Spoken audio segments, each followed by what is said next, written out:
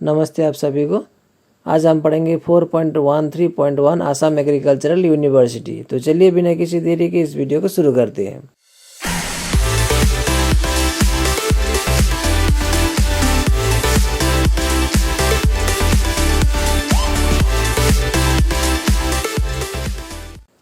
Assam Agricultural University.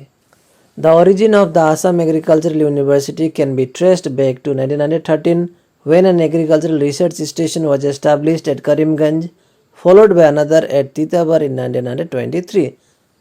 Assam Agricultural University का जो origin है वो लगभग 1913 में ही हो चुका था, क्योंकि जब 1913 में एक एग्रीकल्चरल रिसर्च स्टेशन बनाया गया करीमगंज में, और कुछ सालों के बाद 1923 में तीतावर में भी एक एग्रीकल्चरल रिसर्च स्टेशन बनाया गया, और वहीं से ही आगे जाके आसाम एग्रीकल्चरल यूनिवर्सिटी स्थापित होता। दो the station continued their research and training, yet it became imperative to have an agricultural and a veterinary college, which led to the establishment of the Assam Agricultural College at Jorahat and the Assam Veterinary College at Nagaon in 1948. हालांकि agricultural research station जो कि करीमगंज और तीताबर में बनाए गए थे 1913 और 1923 को, वो अपना काम तो कर रहे थे, लेकिन फिर भी आसाम में ज़रूरत था एक एग्रीकल्चरल कॉलेज और एक वेटरनरी कॉलेज, जिसके चलते एग्रीकल्चरल कॉलेज बना जोराहाट में और आसाम वेटरनरी कॉलेज बना नौगांव में 1948 को। इन 1969 the Assam Agricultural university was established, embracing both these colleges and shifting the veterinary college from Nagaon to the present location at Khanapara, Guwahati.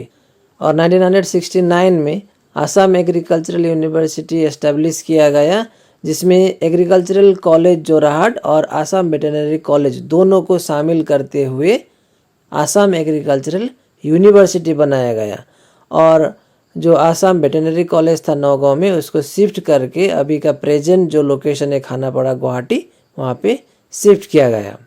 Assam Agricultural University was the first institution of its kind in the whole of North East India, और Assam Agricultural University entire North East में इस तरह का पहला university बना।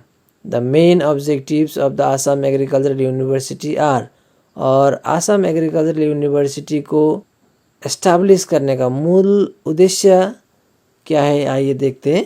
To produce globally competitive human resource in farm sector, यानी कि पहला उद्देश्य था कि यहाँ के लोगों को डेवलप करना ताकि बाकी जितने भी कंट्रीज़ है उनके साथ वो कम्पीट कर सकते, स्पेशली फार्म सेक्टर में। दूसरा था to carry out research in both conventional and frontier areas for production, तो दूसरा था कि जितने भी कन्वेंशनल एरिया और साथ ही जो कि पहाड़िया एरिया या फिर बॉर्डर एरियाज है, वहाँ तक कैसे प्रोडक्शन को इम्प्लीमेंट किया जाए या फिर वहाँ प्रोडक्शन को कैसे इंक्रीज करे। To expand the use of technology for benefiting the food growers producer, यानी कि टेक्नोलॉजी को फार्मर्स तक पहुँचाना। To maintain a balance among all the stakeholders of agriculture sector while emphasizing on sustainability, equity and overall food security at household level।